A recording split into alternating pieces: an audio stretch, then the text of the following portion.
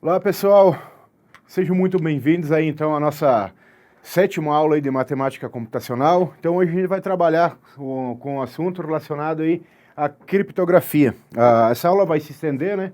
A gente vai gravar mais uma aula relacionada a esse assunto. Esse assunto aqui é bem extenso e possui várias partes teóricas, né? Então, vou tentar puxar o máximo que dê aí para a parte de algoritmos que estão relacionados aí à criptografia, para a gente conseguir compreender melhor como que essa coisa funciona, que é uma parte muito importante aí que a gente tem na parte de segurança de dados aí relacionados a nossos sistemas aí de informação, né?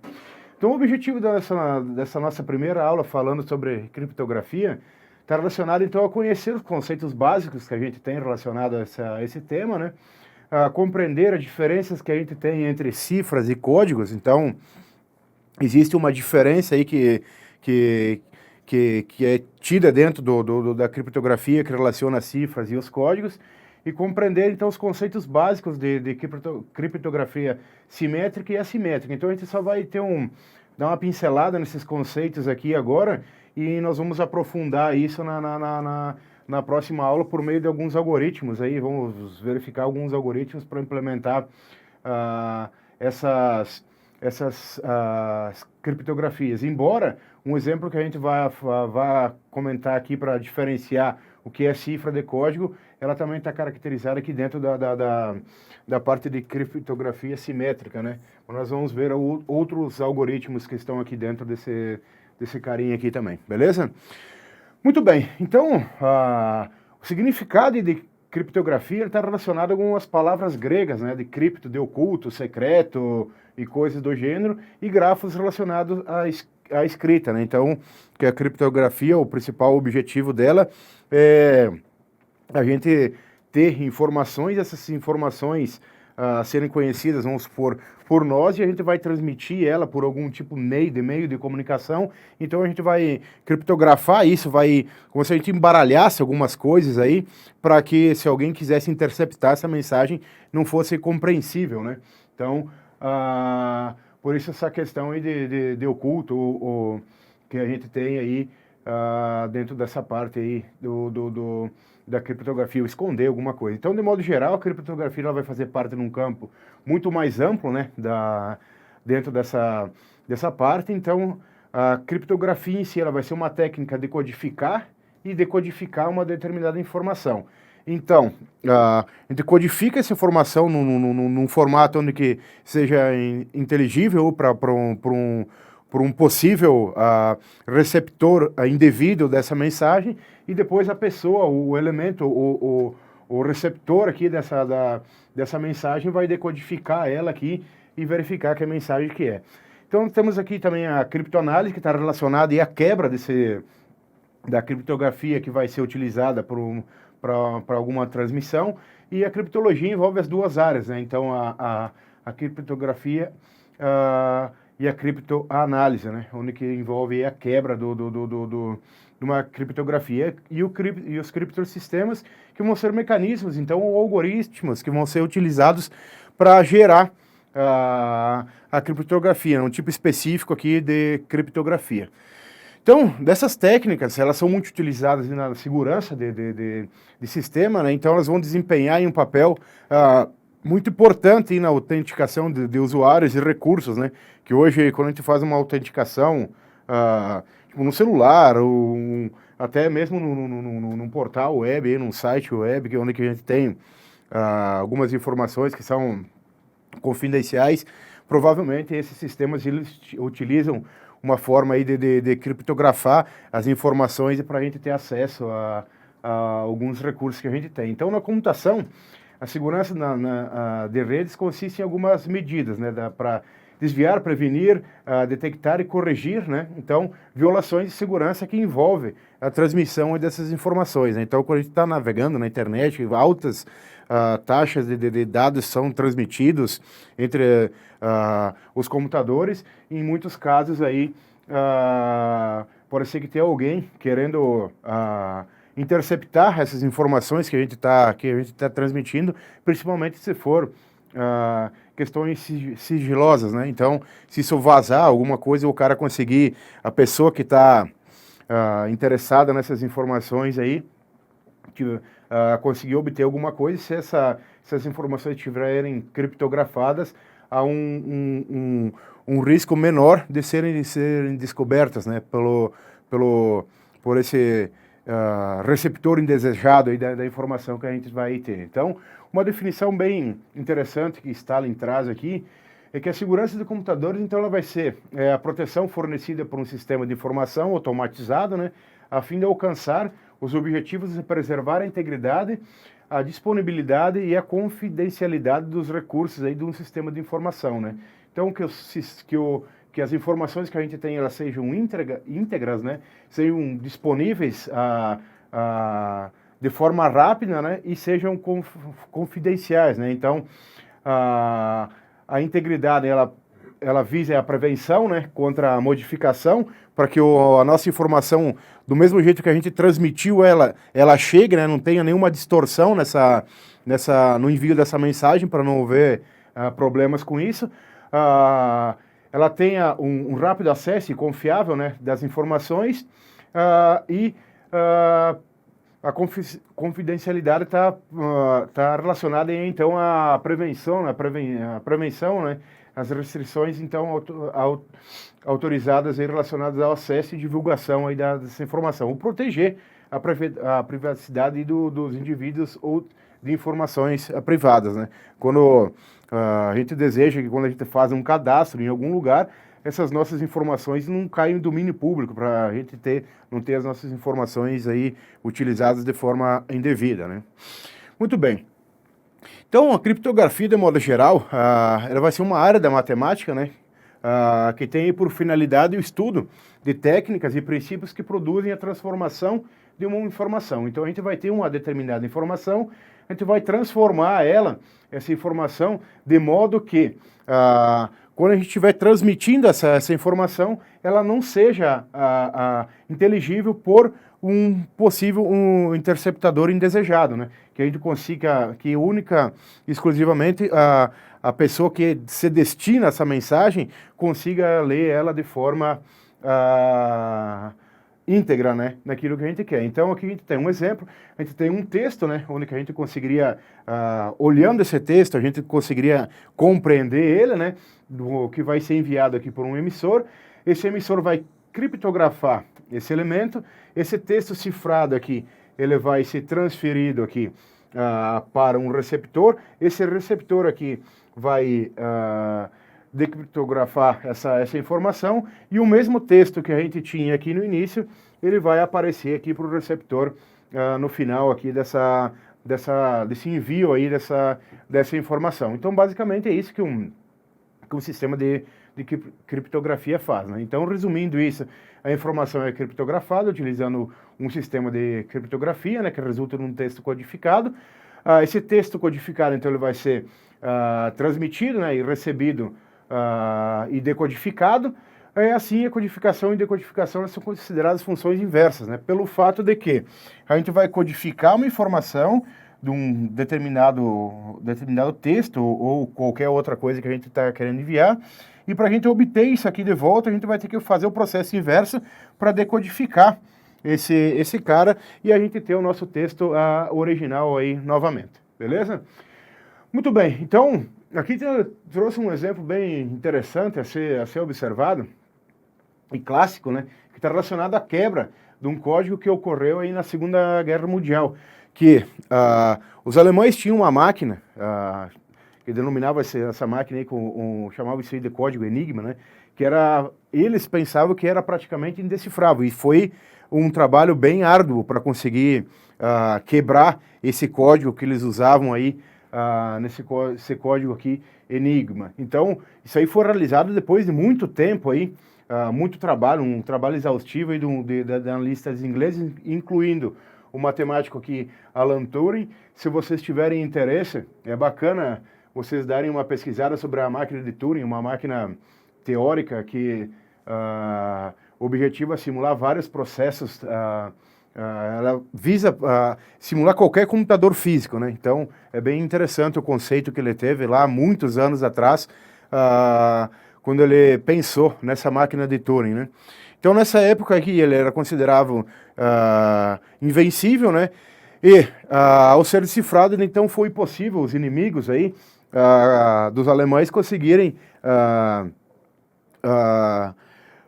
saber dos planos de movimento aí que os submarinos alemães tinham na época, né? Então, depois de muito tempo, de muito esforço, eles conseguiram quebrar esse código Enigma aqui e conseguiram interceptar as mensagens que vinham dos alemães e conseguir saber dos planos de movimentação e de cada submarino, né? Então, com isso aí facilitou um pouco a coisa em relação a esses fatos relacionados à criptografia naquela época da Segunda Guerra Mundial. Então, com isso a gente consegue entrar já na parte com esses conceitos básicos que a gente acabou de observar, entre os conceitos relacionados aí a cifras e códigos, né? Então, as cifras, elas estão relacionadas ao tratamento de elementos de uma determinada informação com a finalidade de dificultar a sua compreensão. Já a codificação é o processo meio que um pouco diferente, né? Ele só substitui palavras ou elementos de uma informação por outros, né? Com o propósito aí de dificultar aí a compreensão da informação, né? Então, ele não modifica muito a informação a ser transmitida da mesma forma que a gente tem dentro das cifras, né? Algoritmos aí que criam a criptografia dentro do conceito aí de cifras. Então, as cifras são algoritmos de criptografia e descriptografia, né? Então, o termo cifra também é utilizado para referenciar diferentes algoritmos que realizam criptografia, né? Então, dessa forma, não é necessário que cada emissor ou receptor possua sua própria cifra exclusiva para a existência de uma comunicação segura, né? Diferentemente do que a gente teria em alguns casos, né? Que o elemento receptor e o transmissor, eles têm que conversar a mesma língua, eles têm que saber o que eles vão estar transmitindo para conseguir entender o que a gente vai estar recebendo, né? Então, uma determinada cifra é possível que inúmeros pares de emissores e receptores aí se comuniquem, né? Então, a utilização do processo aí de cifragem dispensa o conhecimento antecipado da informação, né? Você não precisa conhecer antecipadamente a informação que a gente está querendo transmitir, como regras de formato, sintaxe ou semântica aí. Então, a cifragem ela é mais efetiva quando comparada com a codificação. Entretanto, o modo de implementação que a gente tem, tanto computacionalmente e implementar isso, a complexidade que a gente vai ter para implementar isso computacionalmente aí, por meio de alguma linguagem de programação, alguma coisa aí, ela é muito mais alta do que a gente teria dentro de uma codificação simples, né? Então, um dos grandes benefícios que a cifragem traz está relacionado à total descaracterização aí da informação. Então, a gente consegue, dependendo do algoritmo que a gente vai estar trabalhando para criptografar essa determinada mensagem, a gente consegue descaracterizar ela aí como um todo, certo? Então, aqui a gente tem um exemplo de uma cifra utilizada muito antigamente, lá, isso aí vem lá dos tempos dos romanos, que é denominada aqui de cifra de César. Ela ainda é utilizada em algumas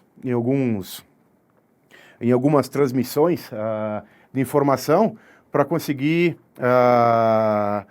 que a informação seja descaracterizada. Como que essa cifra de César funciona?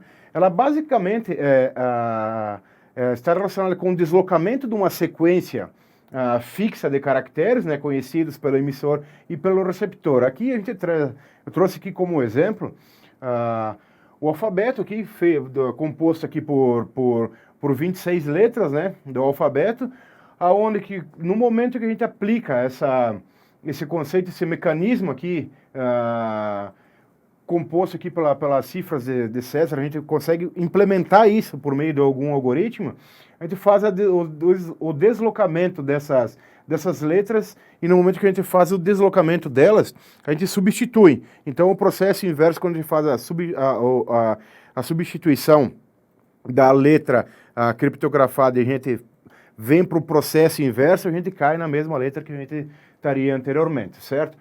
Então, se a gente for pegar aqui, para conhecer melhor como isso aqui funciona, a gente pode implementar isso aqui computacionalmente por meio de uma função matemática, né? Então, a gente vai ter, como a gente viu anteriormente aqui, a gente teria um determinado conjunto A aqui, um conjunto B, né? E por isso que é determinado por uma função bijetora. Essa função bijetora, todas as funções bijetoras têm por característica, né? Mapear cada elemento de um conjunto A, ele vai mapear um outro elemento um elemento do seu contradomínio, né? Então todos os elementos de A vão mapear todos os elementos do contradomínio, que é o que acontece para o mapeamento desses caras. Então, se esse cara aqui fosse o conjunto A e esse cara aqui fosse o contradomínio denominado de B, aqui o contradomínio de A, esse elemento aqui na função ia mapear aqui esse elemento aqui no contradomínio, né? E assim para B até a gente chegar em todos os nossos elementos. Então, é isso que significa essa função bijetora. Então, um determinado valor de uma chave K inteira e positiva, né? Ela é escolhida que vai representar o deslocamento que a gente vai ter para a direita de cada um dos elementos, né? Isso vai ser representado dentro da nossa função aqui pela função mod, né? E por fim a função inversa, né? A função inversa da função original aqui, para que a gente consiga aí descriptografar aí a mensagem que foi transmitida, né? Então, com isso é produzido um texto cifrado final C, que corresponde ao texto original P, né? Então, a gente tem o texto original P, a gente aplica esse algoritmo que vai estar relacionado com a cifra de César, a gente vai gerar aqui um texto criptografado, né? Final C, e em função do texto original P. Aplicando a função inversa, a gente retorna, então, desse elemento criptografado aqui para o texto original aqui, beleza? Isso poderia ser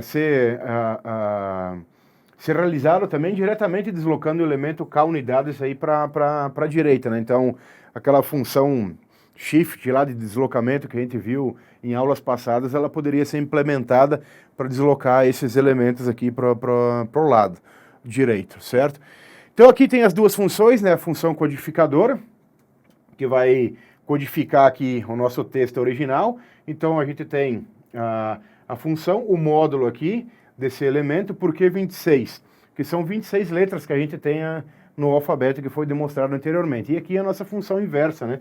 Para a gente sair da nossa letra, do nosso texto aí codificado, para voltar aqui ao nosso texto original, certo? Por isso aqui, ó, ele avança e aqui ele retrocede, né? Então, a nossa constante aí de deslocamento. No momento que eu desloco ele para a direita em algumas posições, a função inversa tem que voltar com esse elemento para a posição desejada. Muito bem, então, vamos fazer um exemplo aqui de aplicação desse mecanismo para codificar aqui a letra B, certo? Então, a gente quer codificar aqui a letra B, certo?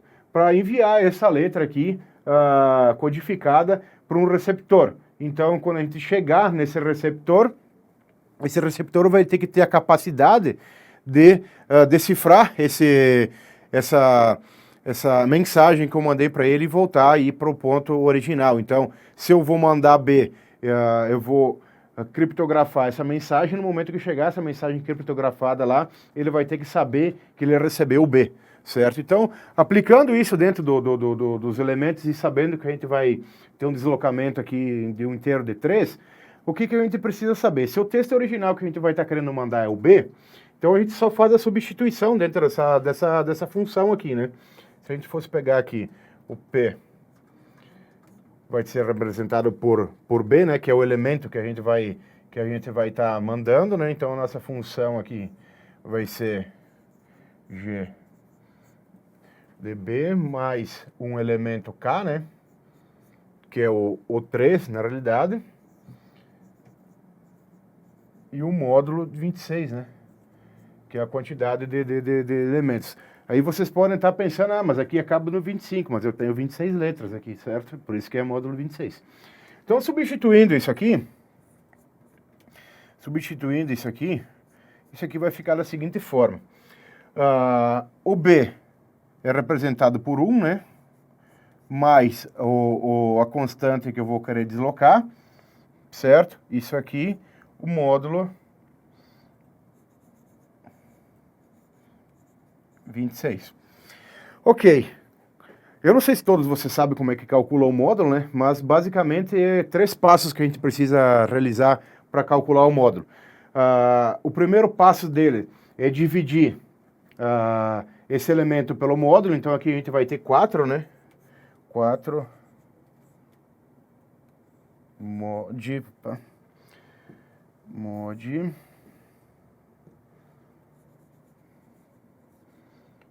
26. Então, se a gente pegar o 4 dividido por 26, isso aqui vai dar 0 alguma coisa. No momento que a gente realiza essa divisão, a gente precisa pegar somente a parte inteira, certo? No momento que a gente pega a parte inteira desse elemento, o que vai acontecer? Eu pegando a parte inteira desse cara, eu vou multiplicar pelo módulo, então eu vou ter 26 que vai multiplicar por 0, né? Porque a parte inteira dessa divisão vai ser 0. E ao final disso, eu vou pegar o elemento que eu estou querendo e eu vou subtrair do resultado que eu obtive da multiplicação. Então, basicamente, eu vou ter 4 menos 0, que isso aqui vai dar 4. Observando aqui, no momento, é como se eu disse aqui, se vocês fossem interpretar isso aqui como um vetor, certo? Isso aqui me daria o índice do vetor relacionado aqui à letra E. Então, eu aplicando esse algoritmo para codificar o B, eu teria como resultado aqui, para a minha função de codificação utilizando a cifra de César, o valor 4, né? E o 4, ele vai ser aqui equivalente à letra E, certo? Então, o E, no momento que eu aplicar isso aqui, ele vai substituir aqui a letra B pela letra E, certo? Muito bem, se eu for aplicar isso, então aqui tem um exemplinho aqui de como calcula o módulo, muito bom. Então, foi o que eu acabei de explicar anteriormente. Divide-se o dividendo, né, pelo módulo que eu tenho aqui, então isso aqui dá 1, alguma coisa, né, mas pega-se só a parte inteira, essa parte inteira aqui multiplica-se pelo módulo, então aqui nesse caso aqui a gente obteve o 16, e a gente pega o dividendo, que é esse elemento aqui, ó, e subtrai aqui então do resultado que a gente obteve da multiplicação. Então, pegando esse cara, subtraindo isso aqui, a gente vai ter o 10 aqui. Então, se vocês forem fazendo na calculadora 26, o mod 16, que é o resto que a gente vai ter da divisão, a gente vai ter, vocês vão encontrar aqui o valor 10, certo? Mas esses 3 passos aí a gente precisa realizar aí para conseguir achar o módulo aí, então, do número, beleza? Ok, então o B... aplicando todo esse conceito, a gente vai chegar aqui, ó, que a nossa função aqui, ela vai retornar 4. E o 4, se a gente for pegar os elementos lá dentro do nosso vetor de todas as letras do alfabeto, aí ele vai representar aqui a letra E, certo? Se a gente for aplicar aqui a função inversa para esse elemento aqui, então a gente enviou a informação para um receptor, o receptor recebeu essa informação e ele recebeu a letra E, né? Só que como a letra E ela está codificada, eu preciso aplicar agora a função de decodificação para isso. Muito bem. Quem que é o E? O E é o meu caractere codificado. E a minha chave tem que ser a 3, né? Porque senão eu posso encontrar um caractere diferente. Quando eu jogar isso aqui na fórmula, o que vai acontecer? Eu vou ter o 4, né, que vai estar fazendo referência ao B, menos o 3, que vai ser a chave. Então, isso aqui tudo vai ser o módulo, né? Pegar o resto da divisão de 26. O que vai restar aqui? O 1. Opa. 1.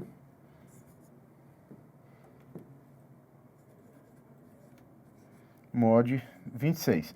Aplicando aquele mesmo conceito, eu vou fazer a divisão desse elemento por 26, isso aqui vai dar 0 alguma coisa, né? Pega só a parte inteira, multiplica pelo módulo, isso aqui vai dar 0.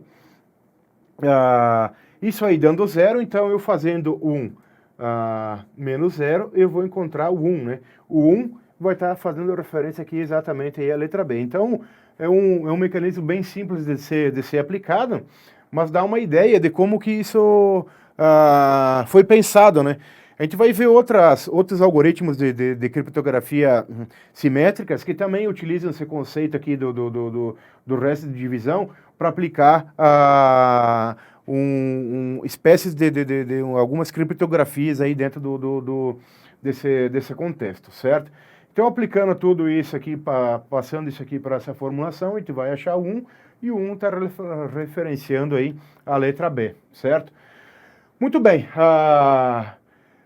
Agora, só exemplificando isso aqui, por meio de deslocamentos, né, que a gente sabe, que foi dito anteriormente, que isso aqui bastava a gente fazer um deslocamento.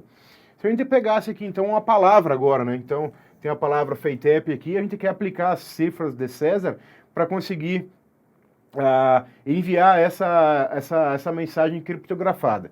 Muito bem, sabendo que a gente tem uma constante aqui de 3, o deslocamento para a direita vai ser 3, o que a gente precisa fazer? Encontrar a letra F, né? Quando a gente encontrar a letra F, deslocando ele para 3, então a gente teria, vamos colocar aqui, FEITEP, aqui.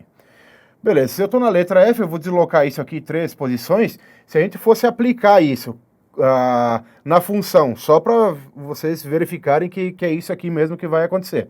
Se eu aplicar aqui, eu teria o quê? 5, né?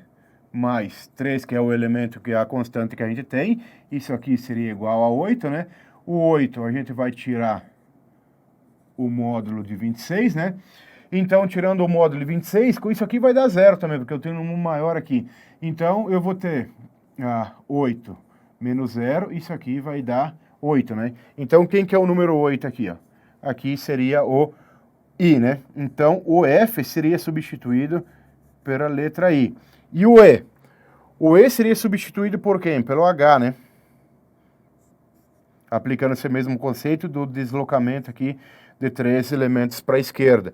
O I, deslocando mais 3 elementos aqui, a gente iria para o L, né? O L, o E a gente já fez, né? Opa, falta o T. Vou fazer o T aqui. Falta o T. O T aqui. O T, onde está o T? O T. Uma coisa bem interessante a ser observada, né? Isso aqui é circular, né? Se a gente fosse pegar a letra Z, ele viria para cá, né? Então, viria pro elemento aqui, nesse caso aqui, o C ia vir pro C. O Z iria vir pro C, provavelmente. O T vai ser o W, né? O E a gente já fez, que é o H, e o P. Cadê o P? O P vai ser o S, né? O P vai ser P, cadê P? Vai ser o S. Beleza, então o que ia ser transmitido, a gente ia mandar essa informação aqui, FEITEP, e o que ia ser transmitido, o que o meu receptor, o que eu ia enviar e o meu receptor ia receber, ia ser I, H, L, W, H de novo, e S. Um negócio nada a ver com aquilo que a gente está querendo transmitir. A gente está querendo transmitir FEITEP e a gente está enviando exatamente isso aqui. Como que alguém ia conseguir deduzir isso? É claro, se o cara tem o conhecimento de técnicas de criptografia, ele pode tentar pensar em passar um algoritmo para tentar descriptografar isso de alguma forma, certo? Isso aqui é um algoritmo bem simples para ser aplicado, certo? Muito bem.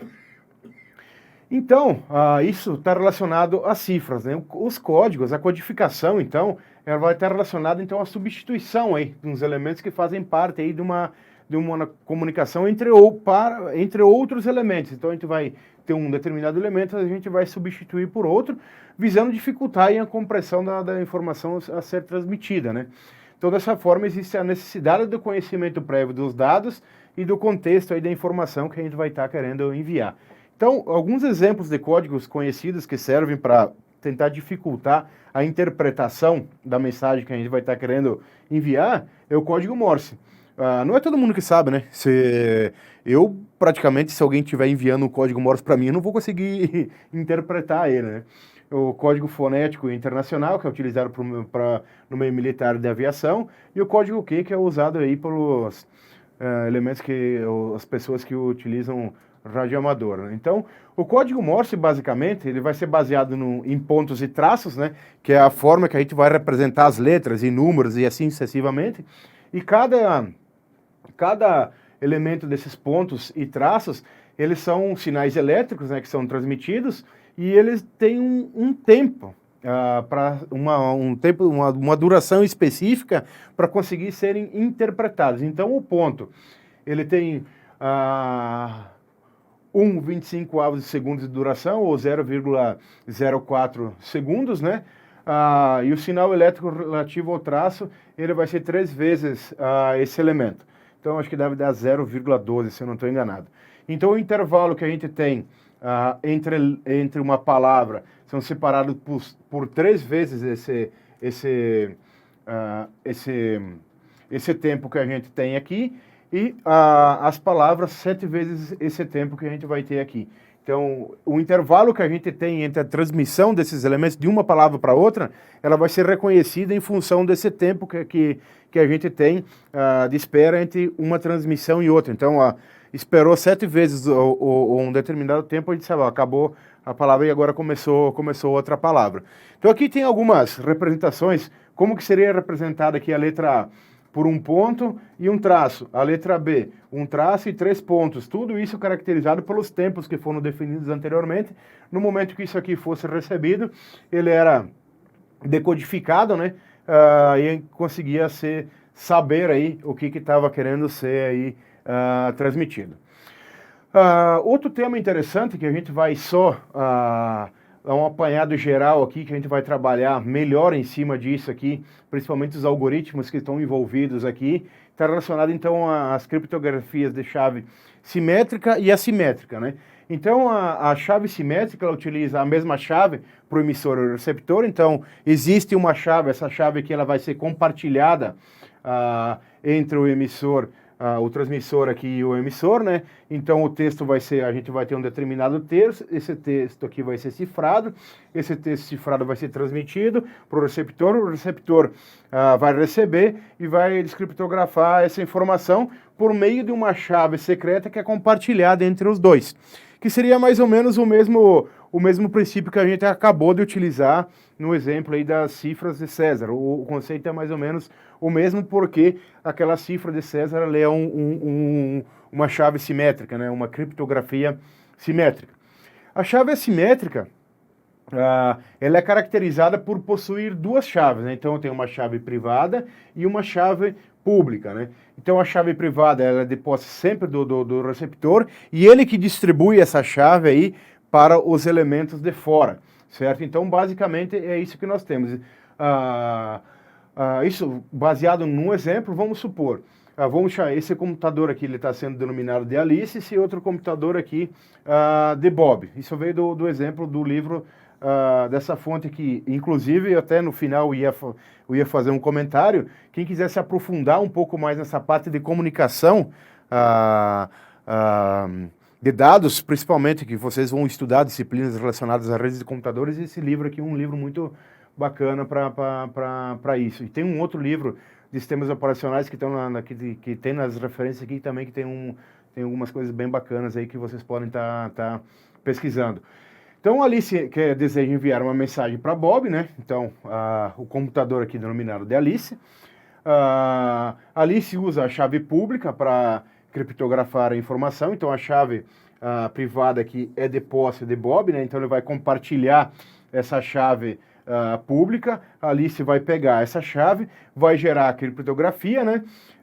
E vai enviar o texto cifrado aqui para o computador aqui, para o Bob. Então ele vai usar a chave privada que é de posse dele para descriptografar aqui então essa mensagem. Então basicamente são três chaves que são utilizadas para esse tipo de criptografia, né? A chave secreta que é comum para os 2 elementos, para o receptor e para o transmissor e o receptor, e a chave pública e privada que está relacionada então aí com a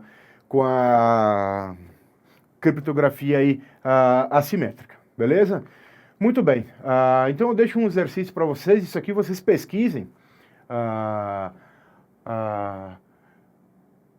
relacionado aqui a um uma codificação, uma cifragem aqui relacionada a uma codificação ROT13, vocês vão até encontrar que isso aí ainda é utilizado hoje para transmitir algumas informações. É um negócio bem bacana de se observar para vocês realizar aqui então a criptografia aqui da palavra FATEP e vai aplicar o processo inverso, né? Ela se assemelha muito ao exemplo que a gente fez anteriormente utilizando aí as cifras de César, né? Muito bem, então eu queria fazer um parênteses aqui, ó. Esse livro aqui, ó, que eu falei de sistemas operacionais, ele está disponível na internet, gratuito, né? É de um professor da Federal do Paraná. É um livro bem bacana, que traz uns conceitos bem interessantes. E esse livro aqui sobre comunicação de dados. Então vocês pesquisem sobre essas relações que a gente está estudando relacionadas à criptografia nesses caras, que tem umas coisas bem bacanas, né? Assim, esses outros aqui também trazem, né? Mas eles têm esses outros dois referenciais aqui têm uns conceitos bem interessantes aí a serem estudados. Beleza, moçada? Então nos vemos aí na próxima aula. Até mais.